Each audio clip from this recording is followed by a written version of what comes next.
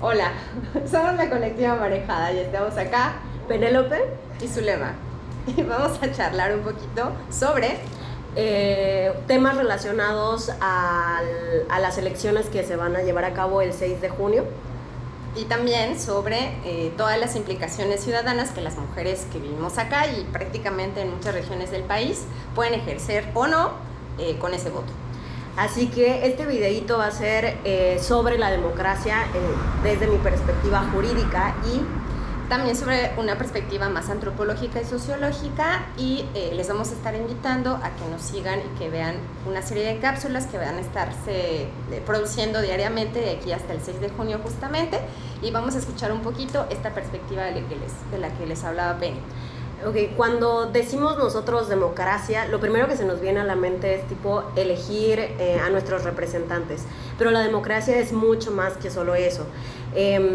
Y para empezar me gustaría compartirles de dónde viene este concepto jurídicamente hablando, o dónde tenemos como su fundamento, y es el artículo 40 constitucional, que nos dice que es voluntad del pueblo mexicano constituirse en una república representativa, democrática, laica y federal, lo que sea que todos esos conceptos significan. Y aquí vamos a tratar un poquito de darle contenido al concepto de democracia. Cuando decimos democracia, muchas veces nos referimos como al concepto griego que nos dicen demos, kratos, que significa el poder del pueblo. Sí, ajá, pero eso, ¿qué significa otra vez?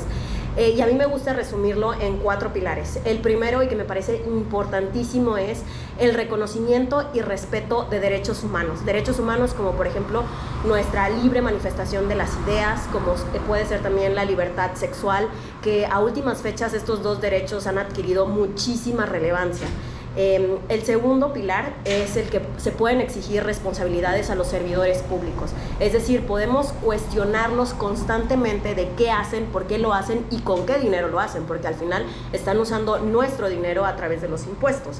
El tercer pilar es que el poder se ejerce a través de diferentes personas, es decir, en contraposición de, por ejemplo, una monarquía, en donde se sabía, ¿no?, que en la monarquía el rey era el único que tenía el poder.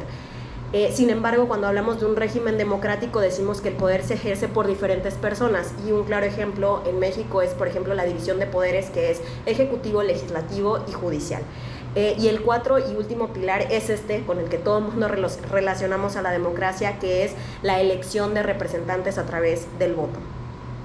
Bien, y de este lado, digamos, como de la parte de los sujetos, ¿no?, de las sujetas que de alguna manera adquirieron este derecho muy tarde o en relación sobre todo a los varones. En el caso de México, nosotros pudimos votar o ejercer nuestra capacidad ciudadana hasta 1953, después de una lucha que comenzó desde principios de siglo, justo con Ermila Galindo y con Elvia Carrillo Puerto.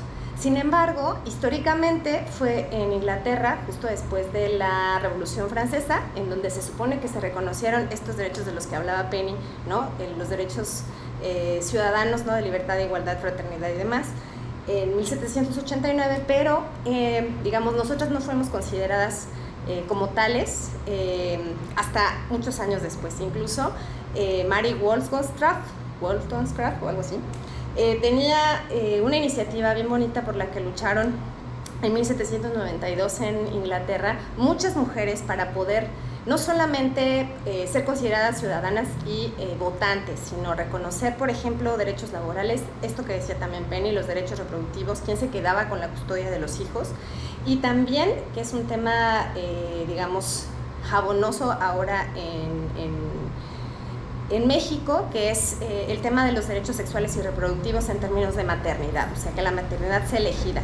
Estos parecen temas nuevos, pero en realidad no lo son. Y cuando nosotros votamos, o sea, cuando nosotros ejercemos este derecho, ¿no?, a ir a las urnas o a ir a contar los votos, porque también hay vigilantes, y eso también es un derecho, el hecho de que tú seas funcionario de casilla, también es un derecho que adquirimos recién. Entonces, la idea es que podamos como compartir no solamente estas luchas que han sido adquiridas desde muchos años atrás, sino el impacto o el efecto que podrían tener en nuestras vidas aquí y ahora.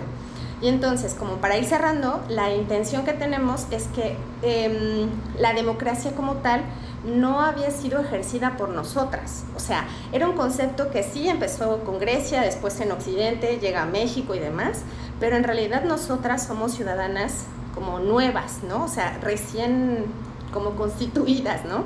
Y entonces te invitamos un poco a que te informes, porque este derecho que nos costó tanto adquirir, a veces parece que podemos soltar o no reconocer, y es a lo que las marejadas tratamos como de empujar, sobre todo solo a que te cuestiones, ¿no? Y te invitamos a hacer dos cosas, básicamente. Una, a que te informes, y dos, a que descubras que hay derechos que tienes y que fuimos privilegiadas de alguna manera, porque ya los tenemos. O sea, nacimos con este derecho, por ejemplo, de votar, de decidir, y finalmente con esta idea de compartir ideas que puedan discutirse políticamente. Gracias.